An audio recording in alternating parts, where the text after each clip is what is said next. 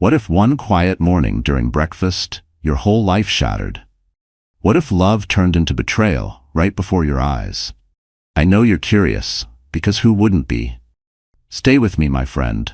This story is going to grab your soul and not let go. The night was still clinging to Manhattan's skyline when Ambrose Blackwell, a man whose very name commanded respect in the cutthroat world of real estate, slipped quietly into his penthouse. The city glittered beneath him, 1,000 lights echoing the glamour of the life he had built. But inside his home, the air was heavy, waiting, still, and colder than he realized. His tuxedo jacket reeked faintly of perfume that wasn't his wife's, and the faint lipstick smudge on his collar told a story he believed he had hidden well. To Ambrose, the night had been a triumph, a gala with investors, a champagne-soaked celebration, and the intoxicating company of his mistress. He thought he was untouchable, a king at the height of his reign. What he did not know was that his empire was about to tremble, not from the stock market, but from the fragile hands of the woman he had once vowed to love. In the kitchen, the glow of the morning sun broke through floor-to-ceiling windows, illuminating Jacqueline Blackwell's trembling fingers as they rested on a stack of papers. She was 6 months pregnant, her belly a quiet testament to promises broken, to a future that suddenly seemed uncertain. She had waited all night, sleepless and hollow-eyed, replaying every whispered rumor, every unexplained absence, every perfumed trace that clung to her husband's clothes. Tonight, the truth had become unbearable, undeniable. She had heard it from friends, she had seen it in his dismissive eyes, but last night, when Ambrose didn't return, when the city swallowed him whole, Jacqueline finally accepted it. She was no longer the wife of his heart, only the keeper of his image. Her pulse thundered as she set the papers down at his usual breakfast seat. Not a love note, not a gentle plea, but divorce papers. Pages that carried the weight of her broken trust, her unborn child, her dignity. She wasn't the naive girl from upstate New York anymore, the one who had believed in fairy tales. She was a woman scorned, and though her body was tired, her spirit was ablaze with a single, unwavering decision. She would not be silent, she would not be humiliated, she would not raise her child in the shadow of betrayal. The penthouse clock ticked louder than usual, each second pulling her closer to the inevitable confrontation. She thought of the girl she used to be, the girl who had met Ambrose at a glittering gala during college, dazzled by his confidence and promise. That girl had believed ambition was romantic. That girl had followed him into boardrooms, into late-night strategy sessions, into dreams so big they swallowed their nights whole. That girl had sacrificed herself to support him, to be the calm anchor in his storm of ambition. And yet, where had it brought her? To this very morning, pregnant and abandoned, preparing to hand her husband the papers that would rip their world apart. Ambrose, careless in his arrogance, hummed to himself as he loosened his tie, striding toward the kitchen without noticing the stillness that hung in the air. To him, it was just another morning after another conquest. He expected Jacqueline to greet him softly, to set breakfast in front of him, to pretend nothing was wrong, just as she always had. He did not see the steel in her eyes, the quiet fire that had been building inside her heart, waiting for this exact moment. When he entered the kitchen, he froze. The sight was so ordinary it startled him. Jacqueline sitting at the table, her face pale but composed, the divorce papers neatly placed before her. For the first time in years, Ambrose felt the earth shift beneath him. She wasn't weeping, she wasn't shouting, she wasn't begging, she was silent, steady, and stronger than he remembered. The air between them was sharp enough to cut. "Good morning," she said softly, her voice trembling not with weakness, but with restrained fury. "I thought you'd like something different for breakfast today." Her hand slid the papers across the table toward him. Ambrose blinked, uncomprehending at first. Divorce papers? Here, in his sanctuary? He forced a smirk, the kind that had charmed countless investors and disarmed rivals. "Jacqueline, darling, what is this? Some dramatic gesture?" His words dripped with condescension, but even as he spoke them, his chest tightened. He recognized the calm in her eyes. It was the calm of someone who had already let go. Jacqueline's fingers brushed against her swollen belly, her gaze never leaving his. "It's not a gesture. It's the truth. You broke every promise. You broke me, and now, I won't let you break our child too." Her voice cracked at the word child, and for a fleeting second Ambrose saw not the woman challenging him, but the woman who had once stood beside him at the Plaza Hotel, radiant in white, her hand clasping his as they vowed forever. But that memory dissolved quickly, swallowed by the weight of his betrayal. The silence grew unbearable. Outside, the city roared with its usual morning chaos, taxis honking, sirens wailing, deals being struck. But inside the penthouse, time seemed suspended. Ambrose picked up the papers with trembling hands, his facade cracking. He tried to speak, but the words stuck in his throat. For the first time in his carefully orchestrated life, he didn't know what to say. Didn't know how to control the narrative. Jacqueline rose slowly, steadying herself against the table. She wasn't going to argue.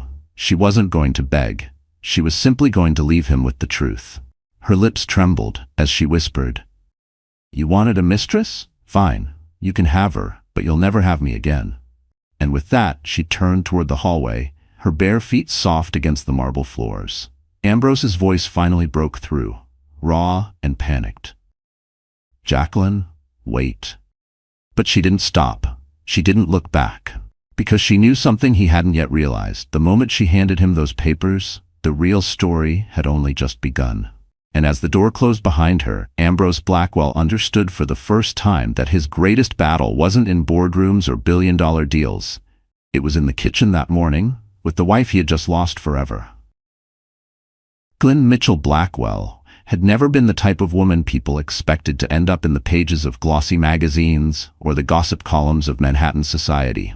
She wasn't born into wealth. She wasn't raised with silver spoons or weekends in Paris. She came from a quiet town in upstate New York, where life was measured by community fundraisers, church picnics, and the steady rhythm of small-town traditions. Her father had worked long hours at a local hardware store, his hands permanently rough from years of labor. Her mother was a schoolteacher, patient and devoted, teaching more than just math or reading, teaching values, honesty, sacrifice, and compassion. From a young age, Jacqueline stood out, not because of money or status, but because of her ambition. While her peers were content with the narrow world of their hometown, she dreamed of city skylines and opportunities bigger than herself. She was a girl who volunteered at every charity event, who stayed up late studying by lamplight, who believed that if you worked hard enough, you could reach the stars. Her dream was simple yet powerful: to make a difference, to matter in a world that too often ignored women who looked like her. She won a scholarship to an Ivy League university, a miracle in itself. Stepping into New York City for the first time, she felt both terrified and alive. The streets roared with ambition, with people who walked fast and talked faster, with opportunities hidden around every corner. Jacqueline threw herself into her studies, determined not to waste the gift she'd been given. She studied economics, volunteered at charity events, and balanced 3 part-time jobs to cover the expenses her scholarship didn't. Life was exhausting, but every step brought her closer to the woman she wanted to become. It was at one of those charity galas during her junior year that her path crossed with Ambrose Blackwell. She had been working the event, serving hors d'oeuvres to wealthy donors. He was already making a name for himself, an ambitious entrepreneur, carving out a slice of Manhattan real estate with his ruthless charm. She noticed him before he noticed her. Tall, confident, laughing easily among men twice his age, he looked like someone born to win. When their eyes finally met, something inside Jacqueline shifted. Ambrose introduced himself with the polish of a man who knew his power. But instead of brushing her off as another student worker, he asked her about her studies, her ambitions. She remembered being surprised by how intently he listened, how he laughed at her nervous jokes, how his gaze lingered just a little too long. For Jacqueline, who had never believed herself particularly glamorous or worldly, his attention was intoxicating. For once, she felt seen, not as the poor scholarship girl, not as the waitress balancing plates, but as a woman with dreams worth listening to. Their courtship was a whirlwind. Candlelit dinners on the Hudson, late-night walks through Central Park, weekends in the Hamptons he borrowed from business partners. Jacqueline was swept into a world she had only glimpsed from a distance. And though there were warning signs, his obsession with winning the way his phone never stopped buzzing, the occasional sharpness in his tone when she questioned him. She chose to ignore them. She told herself this was what ambition looked like. This was what it took to succeed. And Ambrose, with his magnetic confidence, made her feel like she belonged in that glittering world. By the time she graduated, she was not just Ambrose's girlfriend. She was his partner. She helped him draft business proposals, listened to his anxieties, celebrated his victories. When he proposed at the Plaza Hotel in front of 100 flashing cameras, she said yes without hesitation. Their wedding was covered in lifestyle magazines, complete with Jacqueline in a custom gown and Ambrose smiling like a man who had conquered both love and empire. But the truth was, Jacqueline had also made sacrifices, silent ones, the kind women often make in the name of love. She turned down a job offer at a prestigious nonprofit to focus on their marriage. She learned how to move in his world, how to host dinners for investors, how to smile politely at women who looked at her like she didn't belong. She convinced herself that it was temporary, that her own dreams could wait, that building Ambrose's empire together was enough. Years passed, his wealth grew, his name became synonymous with power, and Jacqueline learned to live in the shadows of his ambition. Yet she never lost her softness. She still volunteered, still believed in small kindnesses. She had a way of making people feel seen, even when she herself felt invisible. But behind closed doors, cracks began to form. Ambrose stayed out later, his explanations thinner, his temper sharper. And Jacqueline, once so confident in her worth, began to question whether she mattered to him at all. When she found out she was pregnant, her heart swelled with hope. She thought maybe this would bring them closer again. Maybe Ambrose would slow down, remember the love that had once bound them. For a brief moment, it seemed true. He kissed her belly, whispered promises of being the best father, and told her they were entering a new chapter. Jacqueline believed him because she wanted to. Because love, even when bruised, clings to hope. But the reality was harsher. As her belly grew, so did his distance. As she spent nights alone, folding baby clothes and imagining a nursery, Ambrose spent nights in hotel suites, at galas, or in the arms of another woman. Jacqueline felt the shift like a knife. The way he stopped touching her, the way his eyes drifted elsewhere, the faint perfume on his suits. Each small betrayal cut deeper than the last until she could no longer ignore what was happening. And yet, even in her pain, Jacqueline held on to dignity. She wasn't the type to scream in public, to hurl accusations. She endured quietly for the sake of the child she carried. But deep down, something inside her was hardening. She remembered her mother's words, "Never let anyone decide your worth, not even the man you love." That morning at breakfast, when she slid those divorce papers across the table, it wasn't just an act of anger. It was the culmination of years of sacrifice, of swallowed tears, of choosing silence over confrontation. Jacqueline had finally chosen herself. She had finally chosen her child. What Ambrose didn't know, what no one knew, was that Jacqueline was stronger than she had ever been. She wasn't just a wife scorned, she was a mother determined. And this was only the beginning of her transformation. Because beneath her grief, Jacqueline carried a secret that would turn Ambrose's empire upside down, and he would soon learn that betraying her was the most costly mistake of his life. The Blackwell penthouse was more than a home, it was a symbol. Perched high above Midtown Manhattan, its glass walls opened onto a city that pulsed with relentless ambition. From the living room, you could see the flashing lights of Times Square, the streaming traffic on Fifth Avenue, the glittering Hudson in the distance. Every inch of the space had been designed to impress. Polished marble floors reflected the morning light, chandeliers imported from Italy sparkled like captured stars, and art worth millions hung silently on the walls. To outsiders, this was the dream. The palace of a man who had conquered New York's real estate game. When guests stepped into the Blackwell home, they whispered in awe. They drank champagne from crystal flutes, posed for photographs against the panoramic windows, and left convinced that Ambrose Blackwell and his wife Jacqueline were the very definition of perfection. But perfection was a mask, and Jacqueline knew it better than anyone. For her, the penthouse was a gilded cage. She remembered the first time she moved in after their wedding. She had been dazzled, just like everyone else. She ran her fingers along the velvet drapes, laughed at the absurd size of the walk-in closet, and thought she had finally arrived at the life she had once dreamed about. But as years passed, the sparkle dulled. The silence of the massive rooms became suffocating. The grand dining table, meant for 16, was almost always set for 2, and more often than not, she ate alone. Jacqueline would sit by the window at night, her hand resting on her growing belly, looking down at the city below. The world outside was alive, filled with people chasing dreams, laughing, living. Yet inside, in her marble palace, she felt like a ghost. Every sound, the click of her heels on the polished floors, the hum of the central air, the faint ticking of the Cartier clock on the mantel, reminded her how empty the space truly was. The penthouse had different layers, each reflecting Ambrose's hunger for power. The lower level was designed for entertaining, a wine cellar stocked with rare vintages, a library filled with first editions, and a private theater where he hosted screenings for investors. The upper level was more private, their bedroom, a spa-like bathroom with a tub carved from a single block of Italian stone, and a nursery in progress, decorated with soft creams and pale blues. Jacqueline had chosen the wallpaper herself, a pattern of tiny stars and moons she hoped would soothe their baby at night. But Ambrose had barely set foot in the room. Instead, his kingdom was the office, a fortress of glass and steel that dominated one corner of the penthouse. Floor-to-ceiling bookshelves displayed awards and framed magazine covers bearing his face. A massive desk, cluttered with contracts and deal memos, faced the window so he could survey the empire he had built.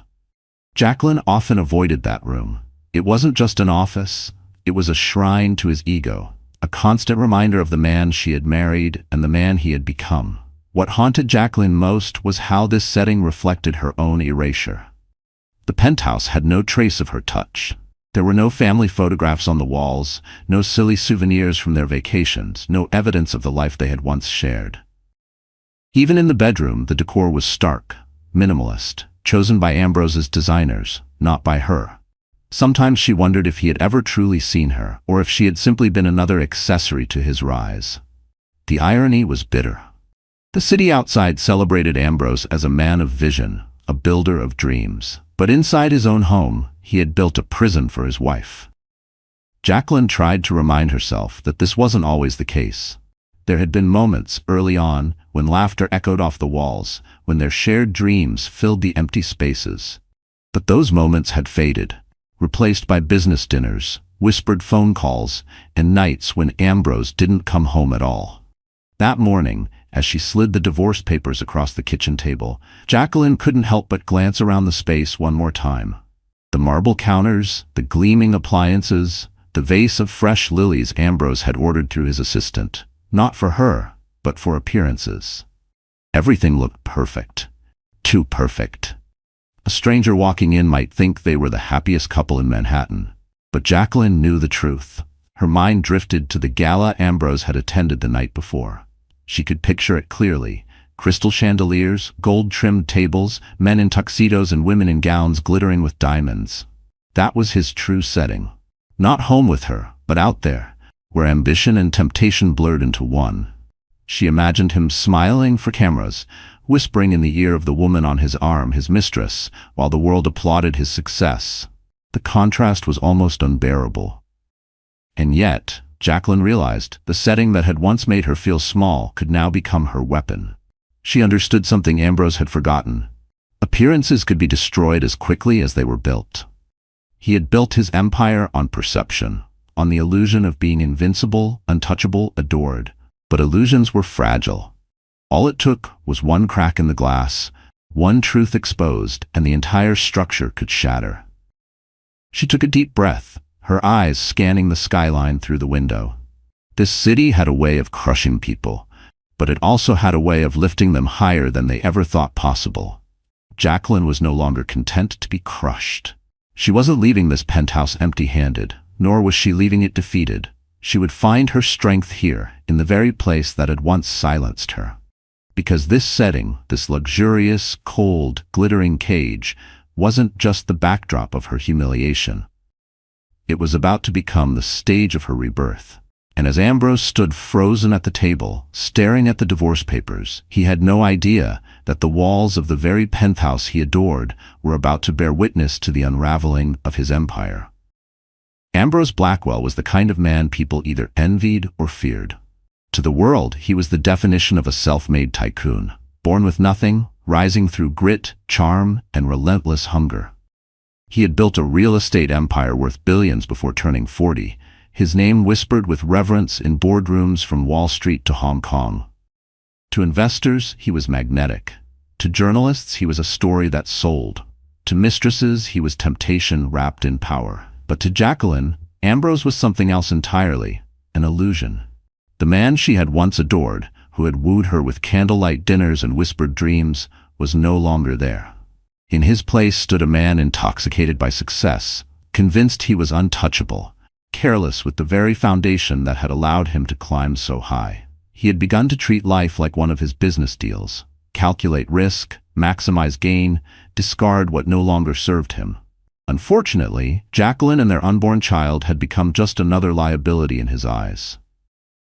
Ambrose loved the spotlight.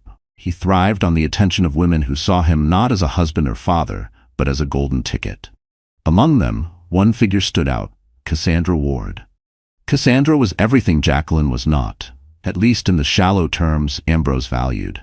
She was 27, with raven hair, a body sculpted by personal trainers, and a sharp tongue that made her seem daring in a crowd.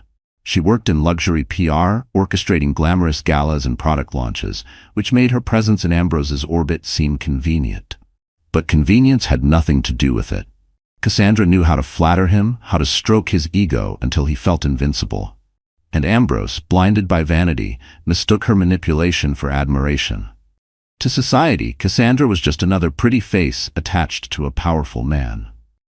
But behind closed doors, she wielded influence. She whispered into Ambrose's ear that he deserved better than a wife who stayed home in maternity clothes. She laughed at his jokes, told him he was the smartest man she'd ever met, and reminded him at every opportunity that he was still young, still desirable, still unstoppable. She was poison disguised as champagne, bubbly, intoxicating, and lethal in the long run. Jacqueline had heard her name long before she saw her. Rumors in society circles traveled fast. Ambrose Blackwell's new protégé, they called her, though everyone knew what that really meant. At galas, people whispered, exchanged knowing glances when Ambrose and Cassandra disappeared at the same time.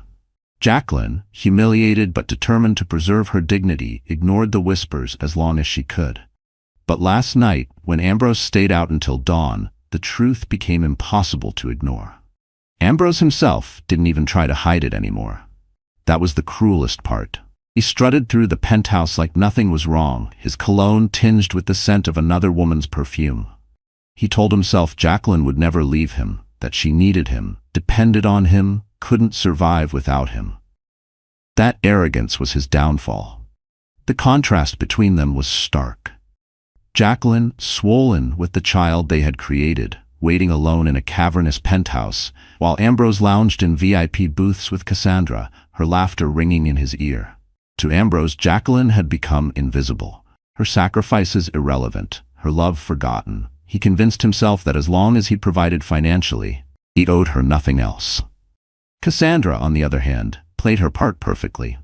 She paraded herself at his side in sequined gowns, photographed at charity events, whispering promises of a glamorous future that Jacqueline could never compete with. She was bold where Jacqueline was gentle, reckless where Jacqueline was careful, shallow where Jacqueline was profound. And Ambrose, addicted to novelty, mistook her recklessness for passion. But Cassandra wasn't in love. She was strategic. She knew Ambrose's weaknesses, his ego, his need for validation, his fear of growing old and irrelevant. She fed those weaknesses daily, ensuring he stayed hooked. For her, Ambrose was a stepping stone, not a soulmate. A man with connections, wealth, and power, an opportunity wrapped in expensive suits.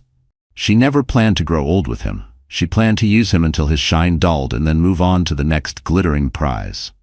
Ambrose couldn't see it.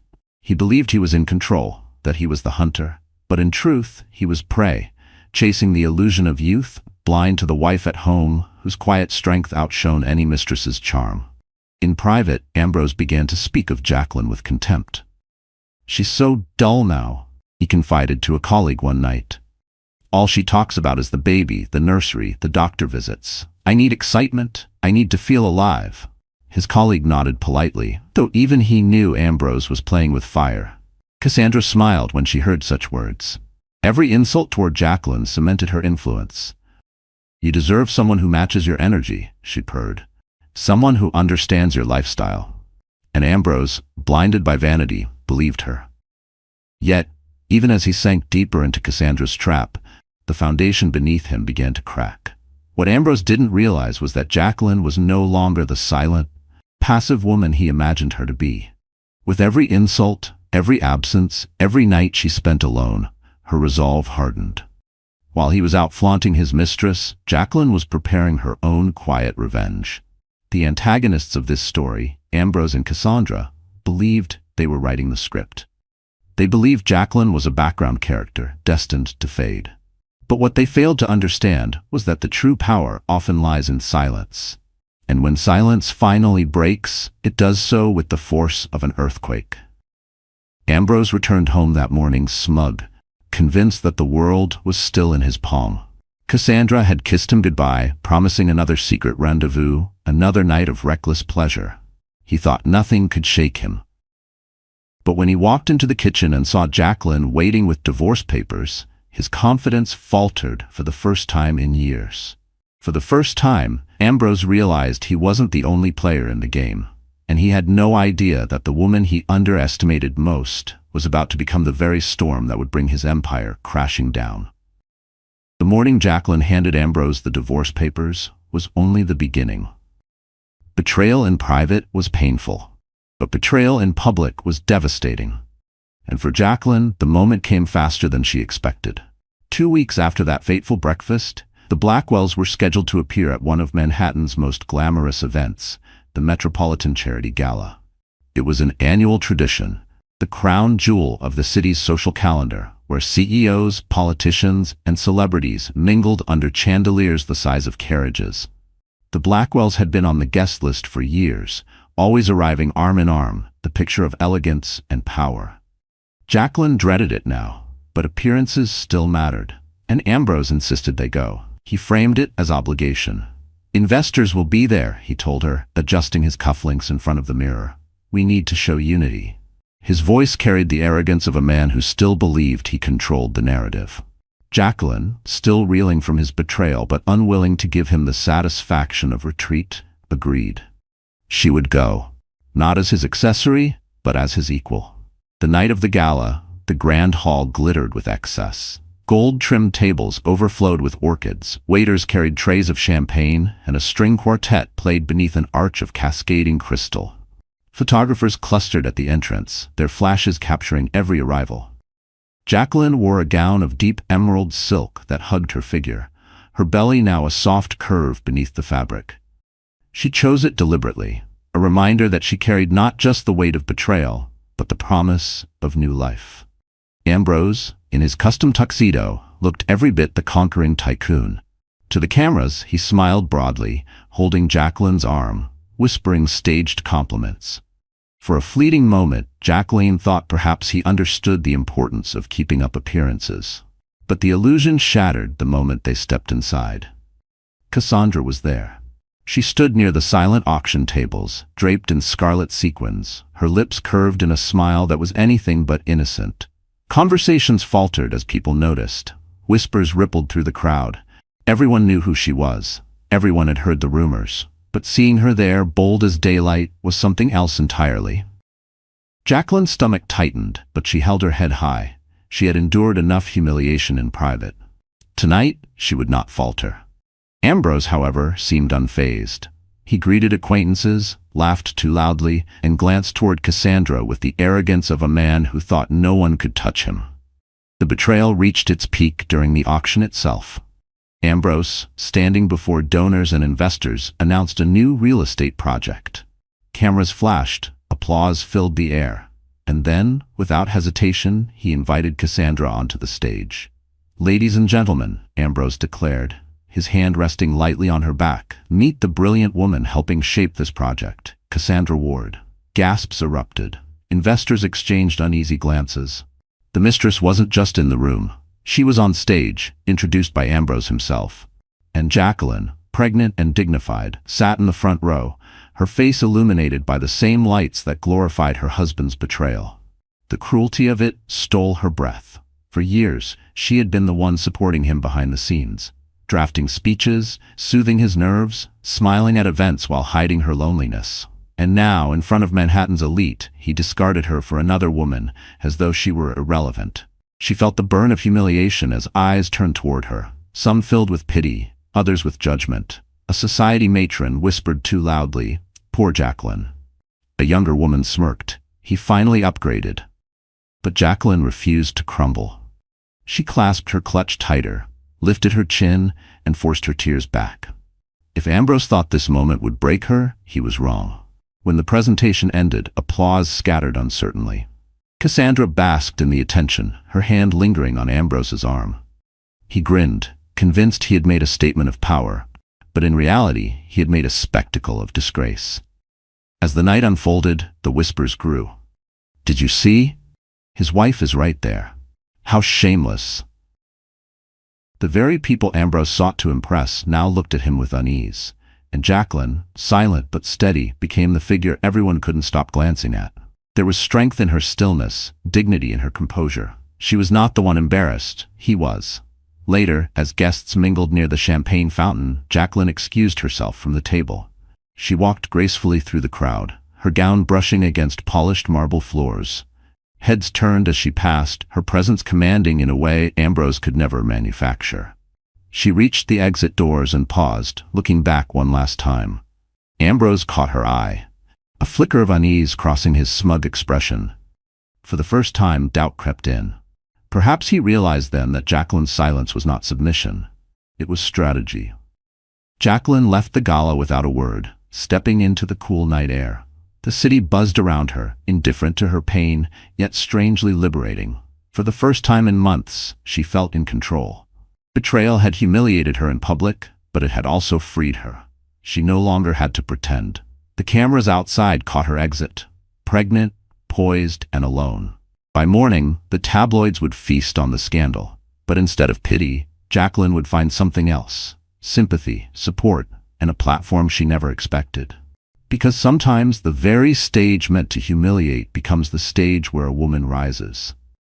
And as Jacqueline disappeared into the Manhattan night, Ambrose had no idea that the headlines awaiting him would mark the beginning of his downfall. When Jacqueline stepped into her car after the gala, her hands shook so violently that she dropped her clutch onto the floorboard. The emerald silk of her gown shimmered under the city lights, but inside she felt stripped bare. Humiliation clung to her like a second skin. All those people, the whispers, the cameras, it replayed in her mind like a cruel film she couldn't stop. She pressed her palms against her belly, whispering an apology to the life inside her. "I'm so sorry, little one," she murmured. "You don't deserve this." The driver asked softly if she wanted to go home. She shook her head. Home. That penthouse wasn't home anymore. It was a prison filled with memories of laughter that had curdled into lies. "Just drive," she whispered. And so they drove, weaving through the sleepless city, while Jacqueline tried to steady her breathing. She finally returned to the penthouse near midnight, though every bone in her body screamed against it. As soon as she stepped inside, the silence crashed down. The crystal chandelier above glimmered mockingly, as if to remind her that she was trapped in a palace of betrayal. She tore off her heels, her footsteps echoing across the marble as she collapsed onto the velvet sofa. Tears came then, uncontrollable and raw. For weeks she had fought to stay composed, to hide her pain behind polite smiles and steady words. But now the dam broke. She sobbed until her throat burned, clutching a throw pillow as though it could hold her together. Her body shook, her chest heaved, and for the first time since Ambrose's betrayal, she allowed herself to fall apart. It wasn't just the public humiliation. It was everything. The years of sacrifice, the loneliness, the way she had abandoned her own dreams to build his. The moments she told herself to stay silent for the sake of peace. The hundreds of nights she fell asleep alone while he was out chasing glory. Every memory rushed back like a flood, drowning her in grief. Jacqueline thought about her parents, about the values they had instilled in her. They had raised her to be strong, to endure, to hold her head high. But in this moment she felt like she had failed them. And failed herself. She thought about the girl she used to be, the one who dreamed of making a difference in the world. Where had that girl gone? Somewhere along the way, she had buried her under layers of compromise and sacrifice, until only Ambrose's shadow remained. Her phone buzzed on the coffee table. Dozens of notifications from news outlets and gossip blogs. Headlines screamed across the screen, "Blackwell wife humiliated at gala." Mistress takes center stage. Pregnant wife watches in silence. The end of the Blackwell fairy tale? Jacqueline turned the phone face down, unable to bear another word.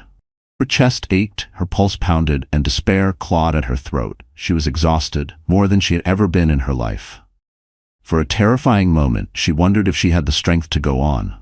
She dragged herself to the nursery, a place that had once filled her with hope. The wallpaper of tiny stars and moons shimmered faintly in the dark. She sank into the rocking chair, resting her hands on her belly. The baby kicked gently, as if reminding her she wasn't alone. The sensation brought fresh tears to her eyes. "I don't know how to do this," she whispered into the silence. "I don't know if I'm strong enough." Her thoughts spiraled. What if Ambrose took everything? What if she ended up penniless, raising a child on her own in a city that chewed up the weak? What if the world only ever saw her as the woman who was left, the wife who wasn't enough? Fear gripped her like a vice. She had always been resilient, but betrayal had cracked her in ways she didn't know how to repair. The following days blurred together. She barely ate. She wandered the penthouse in silence, haunted by memories of a love that no longer existed. Every corner reminded her of Ambrose, his laughter in the office, his cologne lingering in the bedroom, the way he used to hold her hand at the balcony railing. Even the sound of the city below seemed cruel, a reminder that life went on while hers had crumbled. Friends called. She ignored them. Her mother's best friend left a voicemail, pleading for her to visit, but Jacqueline couldn't bear the thought of facing anyone. She felt too exposed, too fragile. It was as if the whole world had witnessed her humiliation and was waiting to see if she would rise or collapse. One evening, she stood at the window, staring at the twinkling skyline. The city had once filled her with awe. Now it mocked her. She pressed her forehead against the glass, her reflection staring back at her, pale, tired, broken. "Who are you?" she whispered. She barely recognized herself anymore. Her breakdown reached its peak the night she discovered Ambrose had given Cassandra one of her necklaces, a sapphire pendant that had been a wedding gift from her parents. She saw the photo online, Cassandra wearing it at another event, smiling smugly beside Ambrose. The betrayal cut deeper than ever. Jacqueline collapsed onto the floor, clutching her belly, her sobs echoing through the empty penthouse. It was in that moment, at her lowest point, that something inside her shifted. She realized she couldn't keep living like this. She couldn't keep drowning while Ambrose thrived. She had someone depending on her now, someone who deserved better than a broken mother. Her baby needed her to rise. Jacqueline wiped her tears, though her hands still trembled. She wasn't ready yet. She still felt shattered. But somewhere, deep in the rubble of her heart, a spark glowed faintly. A spark that whispered of survival, of strength, of transformation. And as she sat there in the dark, clutching her belly, Jacqueline had no idea that an unexpected ally was about to step into her life and ignite that spark into a fire. The morning after Jacqueline's collapse on the nursery floor, she awoke with swollen eyes and an aching body. For the first time in weeks, however, there was something new in her chest, a flicker of resolve. She sat up slowly, one hand on her belly, and whispered, "I will not let him destroy me. I will not let our child inherit this pain." Her phone buzzed again. Normally she ignored it, but this time she answered. The voice on the other end startled her. It was Daniel Whitaker, an old acquaintance from her university days. Daniel had once been a shy, studious boy who admired her from afar, but life had changed him. Now he was one of New York's most respected attorneys, known for his unshakable integrity and courtroom brilliance. "Jacqueline," he said gently, "I saw the news. I won't pretend to know all the details, but if you need someone in your corner, someone you can trust, I'm here." Her throat tightened. For weeks, she had felt utterly alone. Now, for the first time, someone was offering support without judgment. "Daniel," she whispered, "I don't even know where to begin." "Begin with the truth," he replied.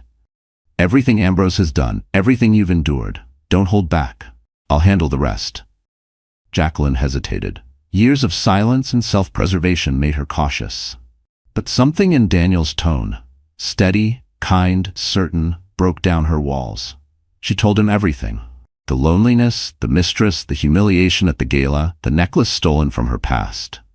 By the time she finished, her voice shook with exhaustion, but Daniel's response was firm. "Jacqueline, you're stronger than you think. And Ambrose may have power, but he's not untouchable. You have more leverage than you realize." She frowned. "What do you mean?" Daniel hesitated, then lowered his voice. "Ambrose's empire isn't as clean as it looks. I've seen whispers and legal filings, loopholes, shady partnerships. If he pushes you into divorce without fairness, those secrets could surface. You're not powerless, Jacqueline. You're dangerous to him." Her heart pounded. For so long she'd felt like the weaker one, the discarded wife. Now, for the first time, she saw the possibility of standing on equal ground.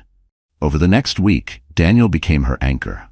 He visited the penthouse, helping her gather documents, reviewing contracts Ambrose had once asked her to sign without explanation. In her old journals, she had scribbled notes from conversations, things Ambrose let slip late at night when he thought she wasn't listening. Each scrap of information became valuable now. One evening, as they sat in the nursery surrounded by papers, Daniel leaned back in his chair. "Jacqueline, do you realize what you have here? If Ambrose tries to take everything from you, you can dismantle his entire image. You hold the match that could set his empire on fire." Jacqueline stared at the pile of evidence, her pulse racing. For years, Ambrose had made her feel invisible. But invisibility had its advantages. While he dismissed her, she had quietly absorbed details, patterns, mistakes he thought went unnoticed. And now, those details could become her weapon. The idea terrified her. She wasn't a fighter by nature. She was a nurturer, a believer in forgiveness and grace. But betrayal had forged her into something new, a woman who would do anything to protect her child. Daniel seemed to sense her fear. He reached across the table, his hand covering hers. "You don't have to become him to beat him. You just have to be brave enough to stand in the light." His words settled in her heart like a promise. She wasn't becoming Ambrose. She was becoming herself again. The woman her parents raised, the woman she had buried beneath sacrifice. Days turned into nights of preparation. Daniel coached her on what to say, how to hold her ground. Together, they built a case that could not only secure her divorce, but expose Ambrose's hypocrisy. Jacqueline began to change. She carried herself differently, her shoulders straighter, her gaze sharper. The woman who had crumbled on the nursery floor was gone. In her place stood someone reborn. But the twist wasn't only legal. Jacqueline discovered something else, something deeply personal.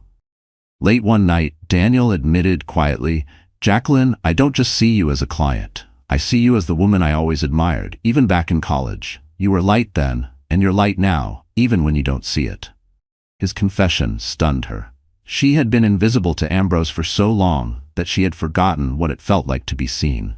She didn't respond immediately. Her heart was still too raw, but something inside her stirred. Perhaps she wasn't unlovable.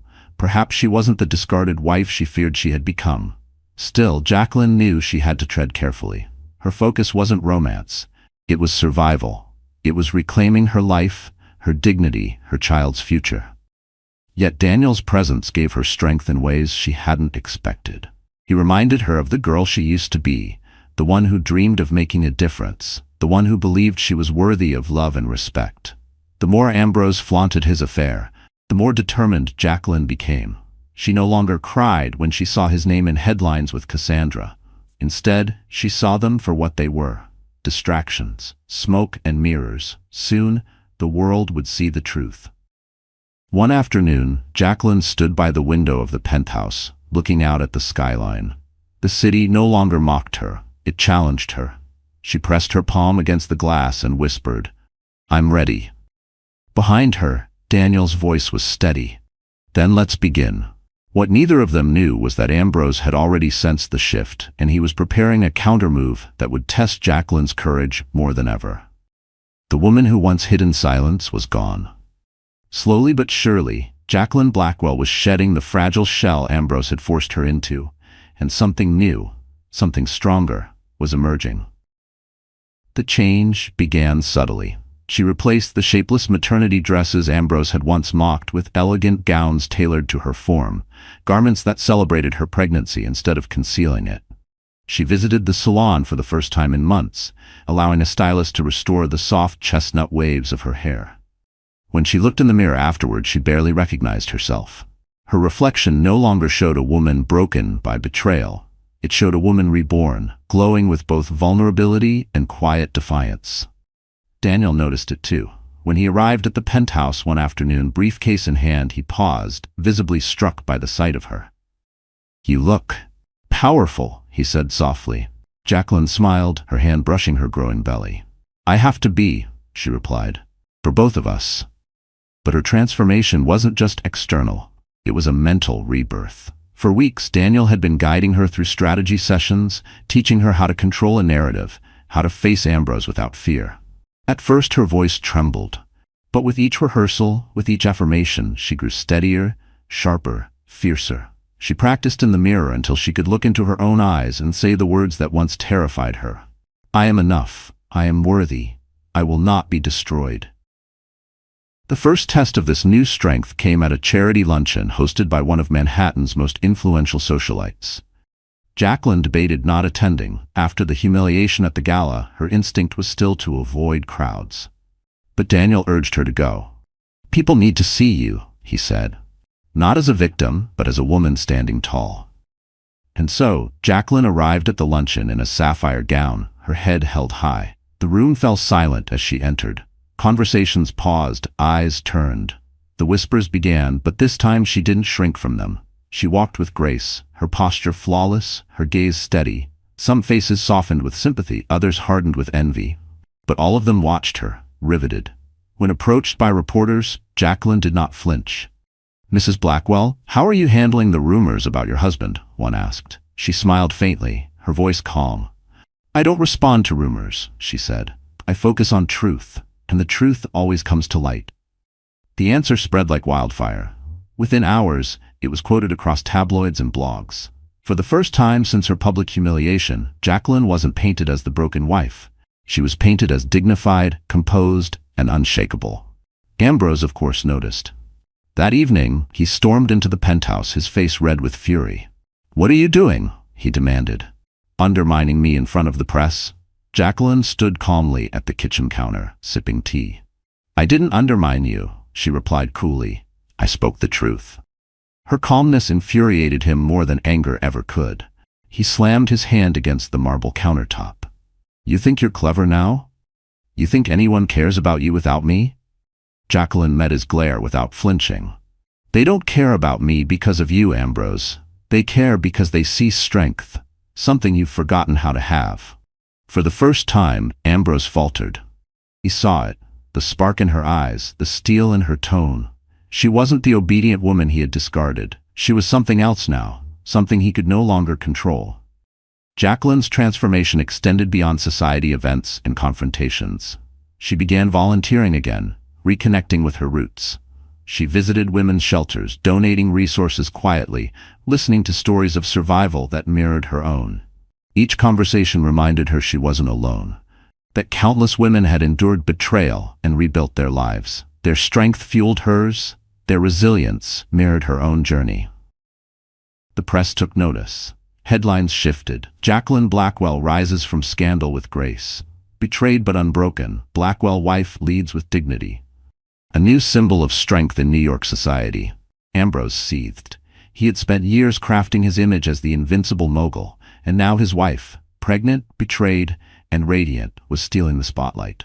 Cassandra urged him to tighten control. "You can't let her outshine you," she hissed. "People need to know who the real power is." But Ambrose was beginning to realize power was slipping through his fingers, no matter how tightly he clutched. Meanwhile, Jacqueline's confidence bloomed in unexpected ways. She began speaking with investors Ambrose had neglected, listening to their frustrations, offering empathy where he offered arrogance. Many were shocked at her insight, her ability to recall details from conversations years past. She was no longer the silent wife in the background, she was becoming a player in her own right. Daniel watched with pride. "You don't even realize it, do you?" he said one evening as they reviewed documents. "You're not just surviving, Jacqueline, you're leading." Jacqueline looked at him, her expression thoughtful. "I don't want to lead his world," she admitted. "I want to build mine." That statement marked the turning point. Jacqueline began sketching ideas for her own foundation, one dedicated to women and children navigating betrayal and rebuilding. It wasn't about revenge anymore. It was about transformation. She wanted her pain to become purpose, her scars to become strength for others. But even as she rose, she knew the storm wasn't over. Ambrose wasn't the type of man to accept defeat quietly, and Cassandra, with her hunger for status, wouldn't go down without a fight. The battlefield was shifting, but the war was far from done. Still, for the first time in months, Jacqueline felt the fire of possibility. She wasn't merely reacting to betrayal anymore. She was rewriting the script. The woman who once crumbled in silence was gone. In her place stood a mother, a fighter, a survivor who had discovered her voice. And as Jacqueline prepared to step into her new role, she had no idea that her greatest chance for revenge and her greatest test of strength would come on the very stage Ambrose once used to humiliate her. The night of reckoning came in the same way humiliation had come to Jacqueline. Under the glow of chandeliers, in front of flashing cameras, with all of Manhattan society watching. It was the Blackwell Foundation Gala, an event Ambrose himself had created years earlier to solidify his image as a philanthropist. Ironically, this time, it would become the very stage that undid him. Jacqueline had debated whether she was ready. Could she really face him, face Cassandra, face the same crowd that once pitied her? But as she stood before her mirror that evening, smoothing the fabric of her ivory gown, she realized she wasn't walking into battle for herself alone. She was walking in for every woman who had ever been silenced, discarded, or humiliated. For her child. For her future. Daniel met her in the lobby, his expression softening when he saw her. "You're radiant," he said. She gave a small smile, steadying her breath. "Tonight," she whispered, "I stopped being his shadow." The gala pulsed with extravagance. Violins swelled, champagne flowed, diamonds glittered beneath the chandeliers. Ambrose was already there, Cassandra at his side in a gown of blood-red silk. They posed for photographs, smiling as if they owned the night. Ambrose's arrogance was unshaken. He believed the narrative was still his to control. But when Jacqueline entered, the entire room shifted. Conversations faltered, cameras swung toward her, and silence fell like a wave. She glided in, radiant and poised, her hand resting on her belly. Gasps filled the hall. This was no broken wife. This was a woman transformed.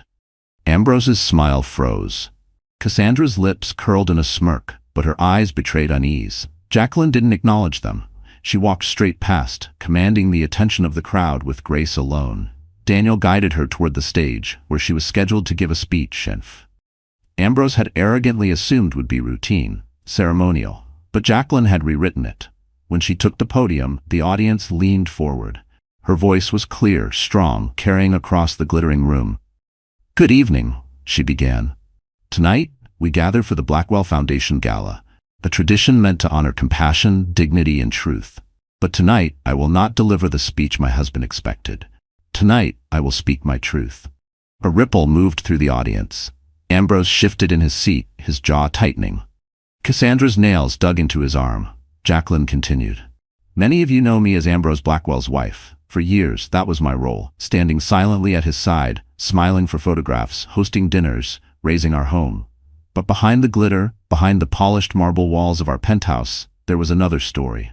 A story of betrayal, of humiliation, of sacrifice unseen." Gasps echoed. Cameras flashed. Ambrose shot to his feet, hissing, "Jacqueline, enough!"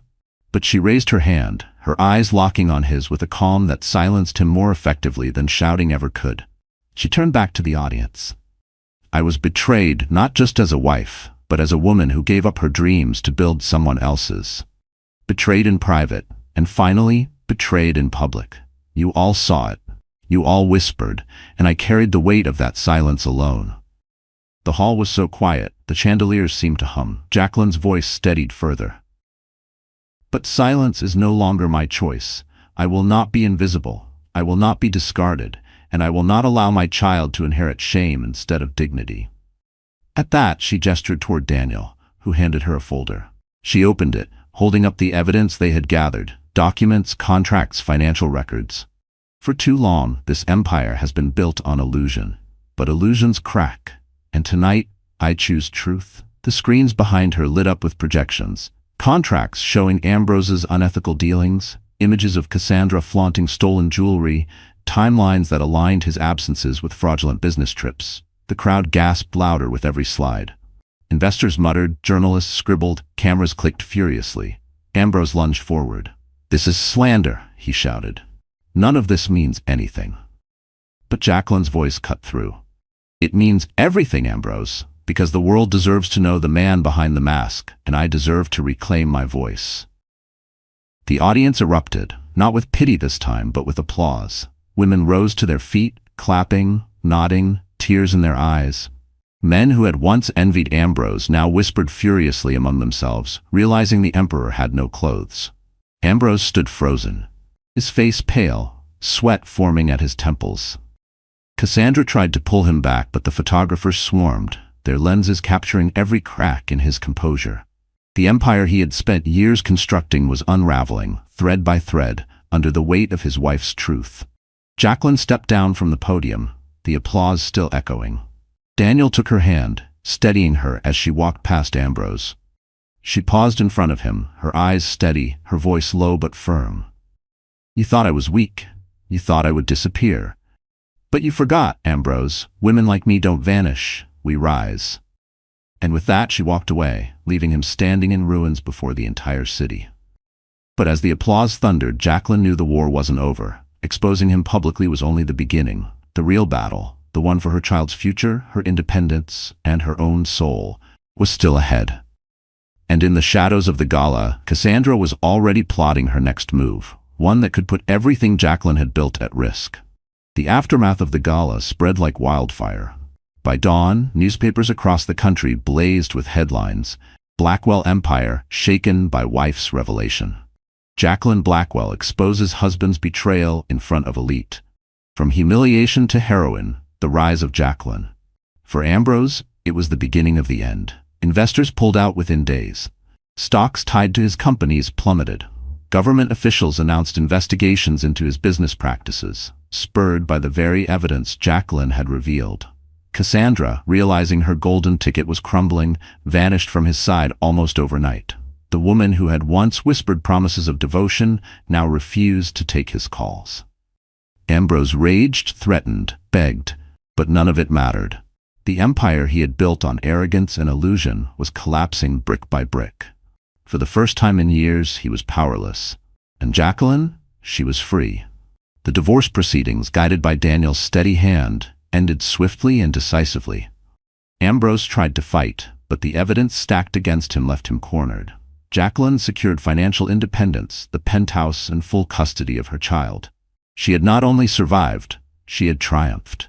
But her victory wasn't defined by money or property. It was defined by dignity.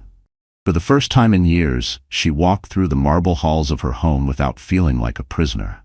The space that once mocked her now felt like hers.